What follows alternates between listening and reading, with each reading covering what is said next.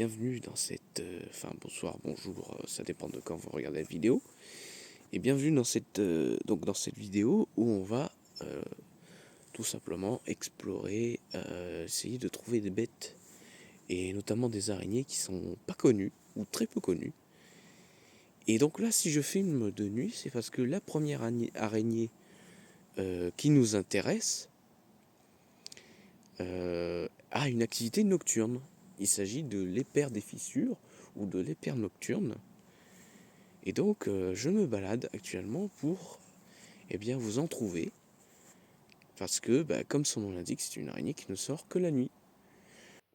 L'épère des fissures, ou Nuctenea ubricata, est une araignée de la famille des aranéidés. Les aranéidés sont les araignées qui sont connues notamment pour leurs toiles à forme géométrique. Souvent, à côté de celle-ci, on peut retrouver une petite retraite dans laquelle l'araignée va pouvoir se réfugier pour manger ou pour se réfugier des prédateurs. Et c'est une araignée qui affectionne les endroits où il va y avoir des cachettes. Et par exemple, les petites constructions, les cabanes en bois, ce genre de choses, c'est intéressant de chercher parce que justement, c'est des endroits où il va y avoir des cachettes. On peut reconnaître l'épère des fissures grâce à deux caractéristiques physiques. Le premier, je pense que vous l'avez compris, c'est la couleur. L'épère des fissures est en effet une araignée très sombre. Le deuxième, c'est l'abdomen. En effet, cette espèce d'araignée, qui vit donc dans des endroits avec des cachettes parfois très étroits, a donc un abdomen aplati, lui permettant de pouvoir se cacher dans de nombreuses cachettes. Par rapport à la taille, l'épère des fissures peut mesurer de 12 à 16 mm pour les femelles et de 7 à 9 mm pour les mâles. On va en chercher une. Et donc j'en ai vu... Là, il y en a plein. Oui. Là déjà, hop. En voilà une qui a fini de manger, j'ai l'impression, et qui est en train de lâcher une punaise. Attendez, j'essaie de vous mettre... Voilà. Il faut pas que ce soit flou. Le truc, c'est que là, l'appareil, il a un peu de mal. Donc là, ce qu'elle fait, c'est qu'elle va descendre avec la punaise.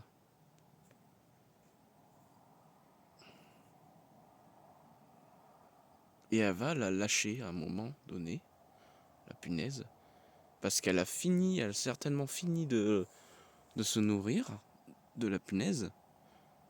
Donc les araignées, il faut savoir qu'elles utilisent un liquide digestif qu'elles injectent dans l'insecte pour liquéfier l'intérieur. Et après, elles aspirent.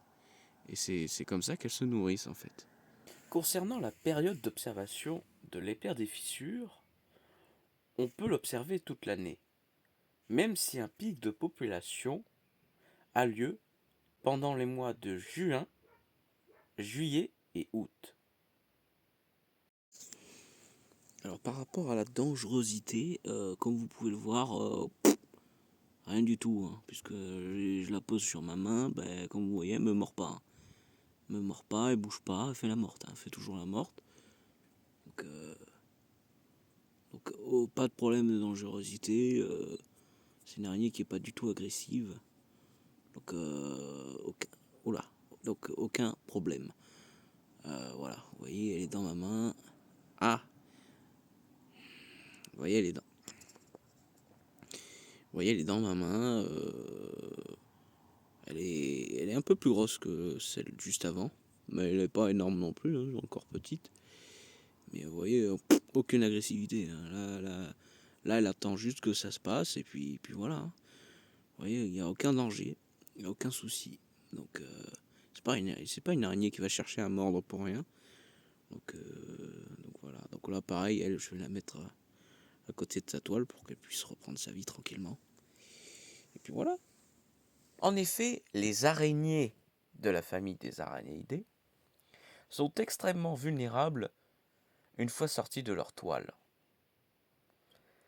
C'est d'ailleurs pour cela qu'elles ont tendance à tisser un fil reliant leur corps à leur toile, un peu comme font les alpinistes lorsqu'ils grimpent une montagne. Pour ces araignées, leur toile est un outil indispensable pour se nourrir.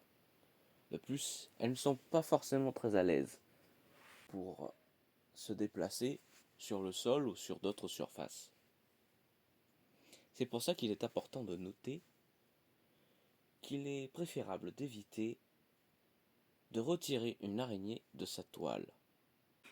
Néanmoins, si vous devez le faire, n'hésitez pas à reposer l'araignée près de sa toile.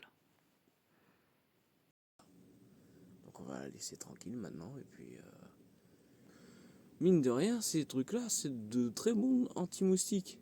Et ça permet de lutter contre des insectes qui peuvent poser problème aussi parfois dans les jardins. Donc quand vous voyez une araignée comme ça, réfléchissez à est-ce que ça vaut vraiment la peine de lui mettre un coup de sandale, quoi. Cette araignée, comme tous les prédateurs, peut être considérée comme un allié du jardin.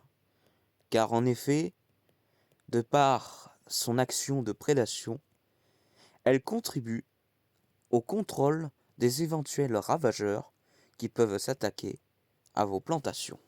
Par conséquent, la prochaine fois que vous verrez une épère des fissures, n'ayez pas peur et considérez-la plutôt comme une amie. J'espère que cette vidéo vous a plu.